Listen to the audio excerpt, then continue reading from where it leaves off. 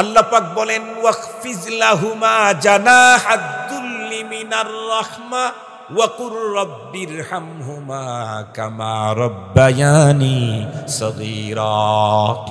আল্লাহ পাক বলেন তুমি তোমার দয়ার দুইটা ডানা মা আর বাবার জন্য বিছিয়ে দাও। আল্লাহু আকবার বলেন তুমি তোমার দয়া মায়া ভালোবাসা শ্রদ্ধার দুইটা ডানা মা বাবার জন্য বিছিয়ে দাও। তোমার কোনো আচরণও যেন আব্বা আম্মা কখনো কষ্ট না পায়। তোমার যতই কষ্ট হোক তুমি কষ্ট সহ্য করো। কামা তাদিনু তুদানু।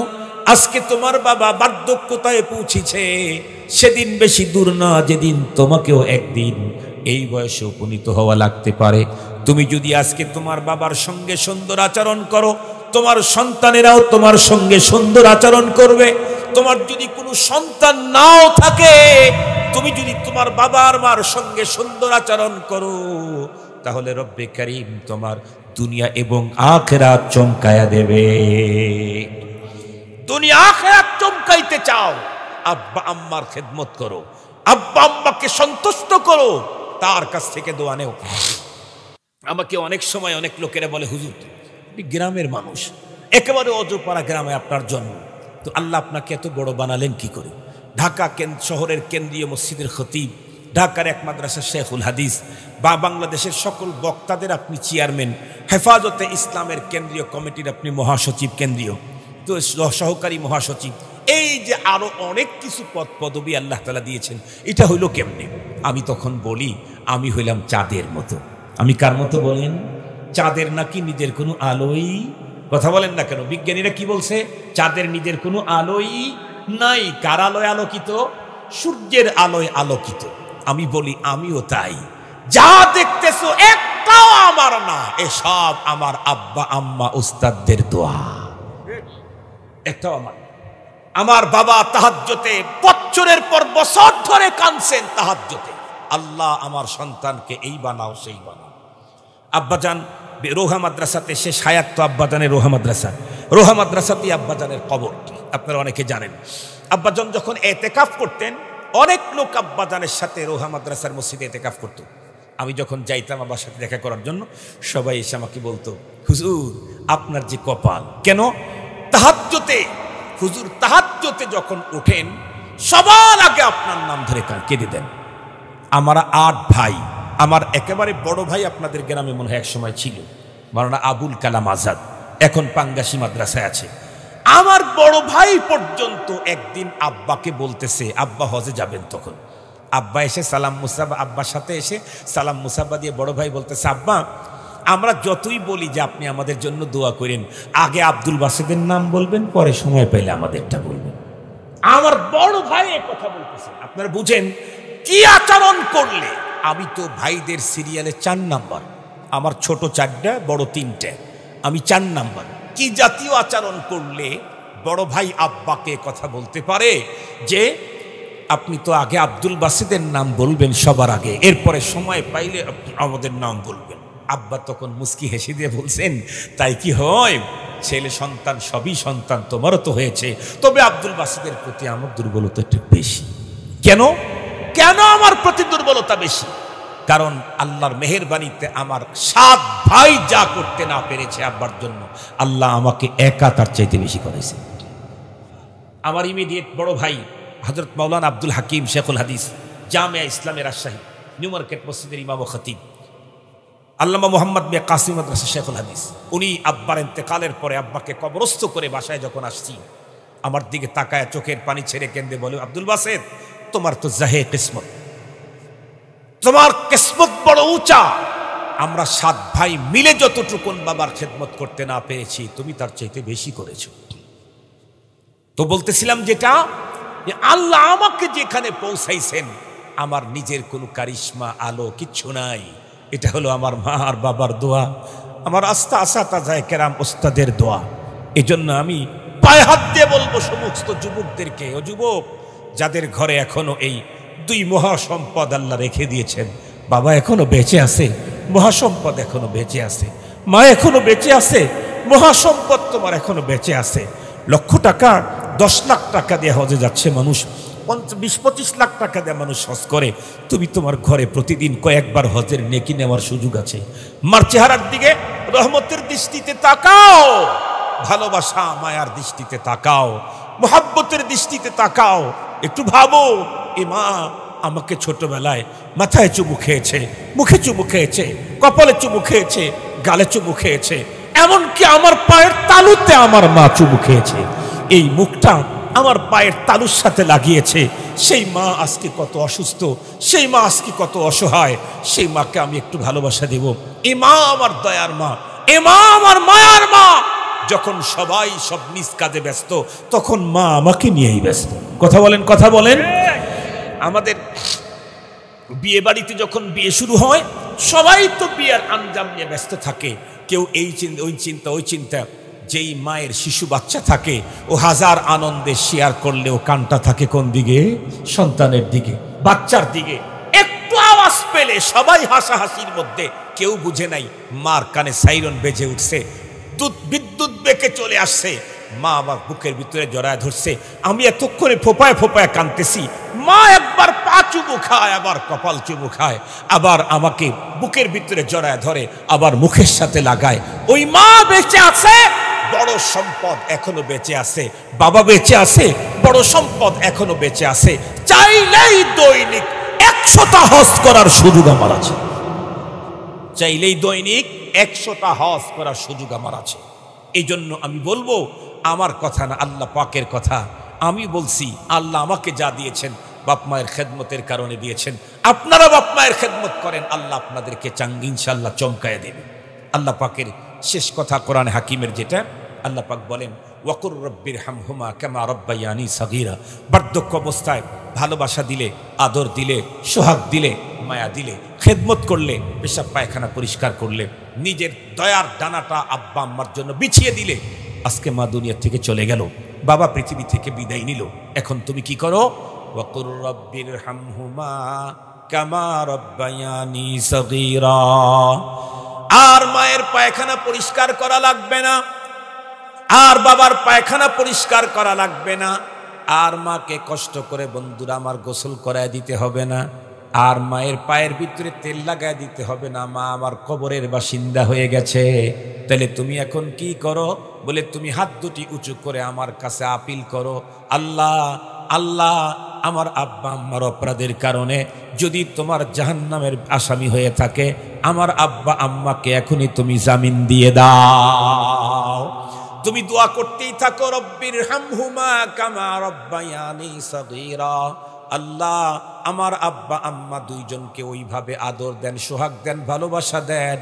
কবরের জগতে একটু আঘাত করেন না আমার আব্বারে, একটু মাইরেন না আমার মারে, দুঃখ দিয়েন না আমার মা জননী রে।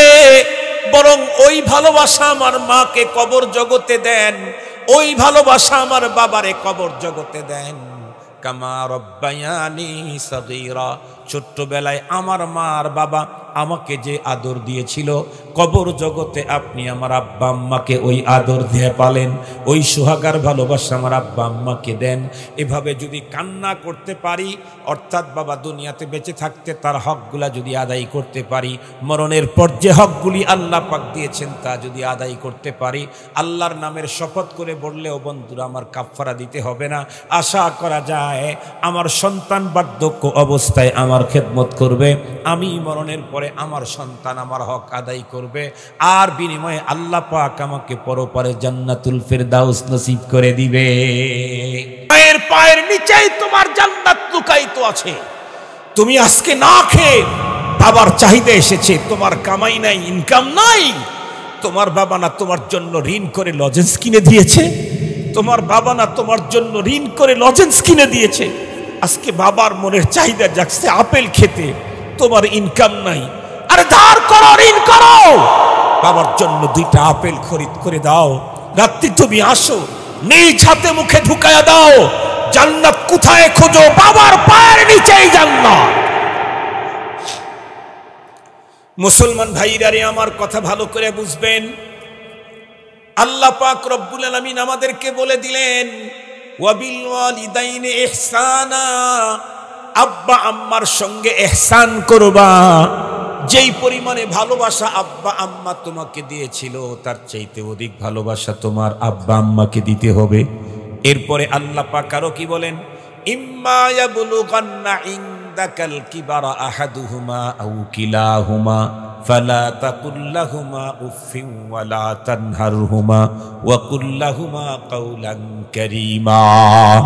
আল্লাহ পাক বলেন, তোমার আব্বা আম্মা দুইজন অথবা যে কোনো একজন যদি বার্ধক্যতায় পৌঁছে যায়, বার্ধক্যজনিত কারণে ছোট্ট ছোট্ট বাচ্চারা যেমন তার অভিভাবককে একই জিনিসের ব্যাপারে বারবার জিজ্ঞাসা করে, আব্বু এটা কি বলে মোবাইল, আব্বু এটা কি বলে মোবাইল, আব্বু এটা যেন কি বলে মোবাইল, আব্বু এটা কি বলে মোবাইল, আব্বু এটা কি বলে মোবাইল, বাবা মোবাইল। 10 বার যদি ছোট্ট বাচ্চা তার বাবাকে জিজ্ঞাসা করে একটা জিনিসের ব্যাপারে, বাবা মিষ্টি সুরে উত্তর দেয়। কিন্তু এই বাবাই যখন বুড়ো হয়ে গেল, সন্তানকে যখন আবার জিজ্ঞাসা করে, তুই জানি কেরা, আমি অমুক, কিছুক্ষণ পরে আবার আসতে বাবা চিনে না, মস্তিষ্ক সমস্যা হয়ে গেছে, জিজ্ঞাসা করে তুই জানি কে, আমি অমুক। এরপরে তৃতীয়বার যখন জিজ্ঞাসা করে তুই জানি কে, তখন চিল্লায় বলে চেনো না আমি অমুক। অথচ এই বাবাই ছোট্টবেলায় আমি 10 বার জিজ্ঞাসা করেছিলাম একটা জিনিসের ব্যাপারে, বাবা আমাকে 10 বার বলেছিলেন মিষ্টি মুখে হাসি দিয়ে, এটা মোবাইল, এটা মোবাইল। আর আমি 3 বারের বেলায় চেতে গেলাম। আল্লাহ বলেন, জানায় দিলেন, খবরদার খবরদার, বাবা মা দুইজন অথবা যে কোনো একজন যদি বার্ধক্যজনিত কারণে তোমাকে একটু কষ্ট দেয়, তোমার একটু দুঃখ লাগে, অপ্রয়োজনীয় কথা বলে, অসঙ্গ অসংলগ্ন যদি আচরণ করে, মনে রেখো খবরদার, বাবার এই আচরণের কারণে তুমি বিরক্ত হয়ে শব্দ বের করতে পারবা না। ভালো করে বুঝবেন, আমার আচরণের কারণে আব্বা বলবে, তাহলে তো আল্লাহর আরশ কেঁপে যাবে। আমার আচরণের কারণে আব্বা বলবে, তাহলে তো আল্লাহর আরশ কাঁপবে। আল্লাহ বলেন, তোর আব্বা বলবে কেন, তুই নিজেই বলতে পারবি না? কথা কি বুঝাইতে পারছি আপনাদেরকে? সারা জীবন শুনছেন যে বাবার এমন আচরণ করো না যে বলে, নো, এটা ভুল তর্জমা, এটা ভুল তর্জমা। বাবার আচরণের কারণে আমি বলতে পারবো, আমার আচরণে বাবা যদি বলে তো আল্লাহর আরশ কেঁপে উঠবে। আমার আচরণে যদি মা বলে তাহলে আমার কপাল পুড়ে যাবে। আপনাদেরকে একটা সুন্দর মজার ঘটনা শুনাই, একটু যদি সময় বেশি লাগে সমস্যা নাই তো। 1 ঘন্টা সময় নিয়েছি, 1 ঘন্টা প্রায় হয়ে যাচ্ছে। একটা সুন্দর ঘটনা শুনে আল্লাহ, তাহলে আপনাদের বুঝে আসবে। বিগত দিনের ভিতরে এক বুজুর্গ কিতাবে লিখছেন, এক আল্লাহর বান্দা, তার মার পৃথিবীতে কেউ নাই, মানে ভাই বোন নাই, সে একাই ভাই। মা খুব বৃদ্ধা, বাবাও বেঁচে নাই, খুব অসুস্থ। আল্লাহর বান্দা হজ যেতে চায়। যখনই হজের মৌসুম আসে, মাকে জিজ্ঞাসা করে, ও মা, আমি একটু হজে যেতে চাই। মা কোন কান্নাকাটি শুরু করে, কারণ কেউ তো নাই, তার ছেলে নাই, মেয়ে নাই, স্বামী নাই, কেউ নাই দুনিয়াতে, জাহেরি ভাবে তার একমাত্র সন্তানটাই। এজন্য কান্নাকাটি করে, বাবা তুমি আমারে রেখে যেও না, তুমি যদি চলে যাও এসে আমাকে আর পাবে না, আগামী বছর তুমি যাও বাবা, আমি মরে গেলে তুমি যাও। পরের বছর মা মরে না, আবার বলে, মা আমি একটু যাই, মা আবার কান্নাকাটি করে। 2-3 বছর পর্যন্ত একইভাবে কান্নাকাটি করছে। লোকটাও দিনদার, ভালো, দাড়ি টুপি সব আছে, লোকটার একটু মায়ের উপরে রাগ হয়ে গেছে। 5 বছর হয় তুমি একই কথা বলো, কই তুমি তো মরো না, ইন্নালিল্লাহ, কই তুমি তো মরো না, ইন্নালিল্লাহ। ভয়ঙ্কর কথা বলে ফেলেছে। এ কথা বলতেই মা বলছে, বাবা আমি মরে যাব এবার, তুই যাস না। বলছে, মা তুমি থাকো, আমি আসতেছি, তুমি তো মরে যাবে, মরে যাবে, 5 বছর হয় বল। কিচ্ছু মানে নাই, মায়ের হুকুম অমান্য করে হজের সফর রওনা করছে। পায়ে হেঁটে হজ যায় তখন মানুষটা, মানে ওই আরবের লোক আর কি, আমাদের দেশের না। তখন তো রাস্তাঘাটে কোনো জায়গায় হোটেল ছিল না, রাস্তাঘাটে খাবার হোটেলও ছিল না, আবাসিক হোটেলও ছিল না। এই লোকটা পথ চলতে চলতে চলতে চলতে কিছু সামানাদি নিয়ে, পট্টাপাটি নিয়ে যায় এক মসজিদ, রাত্রে বেলায় রাত কাটাবে। মসজিদের ছাদও নাই, ভাঙ্গা, আগে যেমন ভাঙ্গা, অনেক মসজিদ ভাঙ্গা ছিল না, ভাঙ্গা। উনি তো আল্লাহর বান্দা মসজিদের ভিতরে পোটলাটা মাথার নিচে দিয়ে আরামে ঘুমায় গেছে। এদিকে ওই এলাকাতে চোর একটা ঢুকে পড়ছে। চোর ঢুকে এক বাড়িতে মালামাল চুরি করে যখন বের হয়ে আসতে লাগছে তখন বাড়িওয়ালা টের পেয়েছে। চোর চোর চোর চোর বলে যখন আওয়াজ দিয়েছে, মুহূর্তের ভিতরে পুরা গ্রামের মানুষ জেগে গেছে। চতুর্দিক থেকে চোর চোর চোর। এই অবস্থা দেখে চোর কি করবে, কোনো উপায় উদ্দেশ্য না পেয়ে মসজিদের ভিতরে ঢুকে পড়ছে। মসজিদের ভিতরে ঢুকছে, এতটুকুন দেখছে, এরপরে আর দেখে নাই। ও ঢুকে তো আবার বের হয়ে চলে গেছে। ওই আল্লাহর বান্দা তো নিরাপদে মসজিদের মধ্যেই আছে, কারণ সে তো ঘুমিয়ে আছে, এত কিছু ঘটনা সে কিছুই জানে না। লোকজন তখন দেখলো কিরে এদিক তো ঢুকলো, এদিকেই তো ঢুকলো। ওরা তখন মসজিদের ভিতরে ঢুকছে, ঢুকে দেখে হ্যাঁ চোর তো ঢুকছে ঢুকছে আবার ঘুম পাড়তেছে, চোর তো ঢুকছে ঢুকছে আবার ঘুমাইতেছে। আরে রাগ! এক পর্যায়ে যায় কলারটা ধইরা টান দিয়ে উঠেছে। আল্লাহর বান্দার তো কোনো খবরই নেই। আচমকা যখন আক্রমণ, আল্লাহর বান্দা হতভম্ব। ভাই কি হয়েছে? এক কথা বলবি না, চোরের পোলায় চোর। এক পর্যায়ে চোরের উপরে বন্ধুরা আমার উত্তম মাধ্যম গণপিটনি শুরু হয়ে গেছে। পিটাইতে পিটাইতে আমিরের বাড়ি পর্যন্ত নিয়ে গেছে। আমির সাহেব বন্ধুরা আমার তখন তাকে জিজ্ঞাসা করলো, তুমি চুরি করেছো বলে না? এরপরে বন্ধুরা আমার অনেক প্রশ্ন করার পরে সবগুলা না না বলে মহল্লার লোকেরা বলে, এই যে দেখেন সে চুরি করেছে, চুরিকৃত মালগুলা নিয়ে আল্লাহর ঘর মসজিদের ভিতরে ঢুকছে। আল্লাহর ঘর মসজিদের ভিতরে চুরিকৃত মাল নিয়ে ঢুকছে, শাস্তি তো ডবল হওয়ার কথা। এই জন্য আমির তখন সিদ্ধান্ত দিয়ে দিল, চুরি করার কারণে এতদিন পর্যন্ত কারাদণ্ড, আর চুরি করার পরে চুরিকৃত মাল নিয়ে আল্লাহর ঘর পবিত্র ঘরের পবিত্রতা নষ্ট করার কারণে তার জন্য হলো জুতার মালা গলার ভিতরে পড়ায়া এলাকার ভিতরে রাস্তায় রাস্তায় ঘোরানো হবে। এরপরে যেই লোকদের কাছে বন্ধুরা আমার এই জিম্মাদারি দিল, লোকেরা যখন রাস্তার ভিতরে যায় আর মাইকিং করতে থাকে, শোনো শোনো, কেউ যদি চুরি করার পরে চুরিকৃত মাল নিয়ে আল্লাহর ঘর মসজিদের ভিতরে ঢোকে তাহলে তার জন্য এই ভয়ঙ্কর শাস্তি। এই লোকটা তখন ঘোষককে ডেকে বলে, ভাই আল্লাহর ওয়াস্তে তুমি মিথ্যা কথার ঘোষণা দিও না, বরং তুমি বলে দাও কেউ যদি মার কথা অমান্য করে হজে যায় তার জন্য এই শাস্তি। লোকটি অবাক হলো, কি রে এই লোক বলে কি?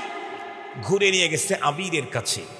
আমিরকে যখন জিজ্ঞাসা করছে আমির, ওই লোকটি চোখের পানি ছেড়ে ডিটেল সব ঘটনা খুলে বলছে, আমির সাহেব আমি চুরি করি নাই, আমি এই অবস্থাতে মায়ের হুকুম অমান্য করে এসেছিলাম হজ ব্রত পালন করার জন্য রওনা করে, আজকে এই ঘটনা ঘটে গেল।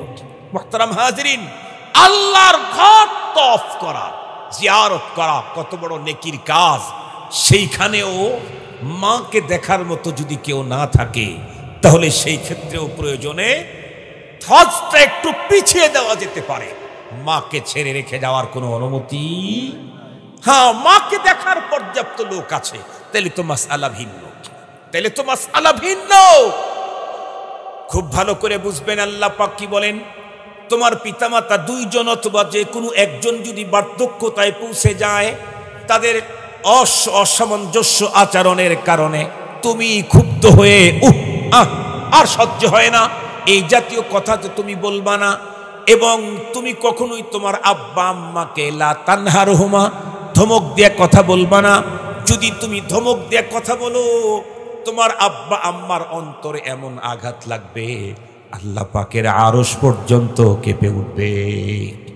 এজন্য যাদের আব্বা আম্মা বেঁচে আছে তাদেরকে কোরআনী এই মেসেজটা আপনাদের কাছে পৌঁছায় দিতে চাই। কোরআনী মেসেজ, আব্বা আম্মা বার্ধক্যজনিত কারণে সবসময় সুন্দর আচরণ করে না। বিরক্ত হয়ে কখনো বিরক্তের শব্দ মুখ থেকে বের করা যাবে না।